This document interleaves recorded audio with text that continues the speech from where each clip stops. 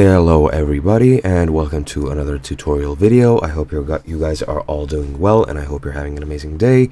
And in this tutorial what I'll be explaining to you guys is how you can edit vertical videos in the Davinci Resolve editing program for the PC. This is on version 18.6, so if it looks different to you, you might have either an older or a newer version. But yeah, without further ado, let's get right into this. As you can see, I have opened up the program. I have created a empty timeline without anything. I have a video and a picture here. However, we're not going to use any of that. What we want is, of course, to import a vertical video, which I have downloaded some free stock video from the internet. Just right click on import media. You can also click from here this file icon, import media, and here it is in the top of my downloads. Just click on that, and as you can see, if I drag it here, this is a vertical video. If I play it for the preview, whoops, this went all the way to the end for some reason.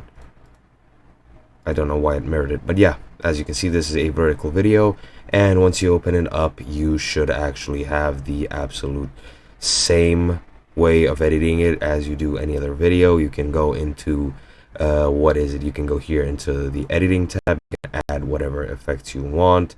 You can cut it up just like so, as well as the audio. You can edit the audio as well. As you can see here, it's cut up and nice and done and everything. And yeah, that would be pretty much it. There's really nothing else to it. You can edit it just like any other video. You can delete segments, and yeah, there's absolutely no difference between vertical or horizontal videos. So yeah, I hope you found this helpful. I hope it did assist you in your editing journey, and I'll see you guys in another video.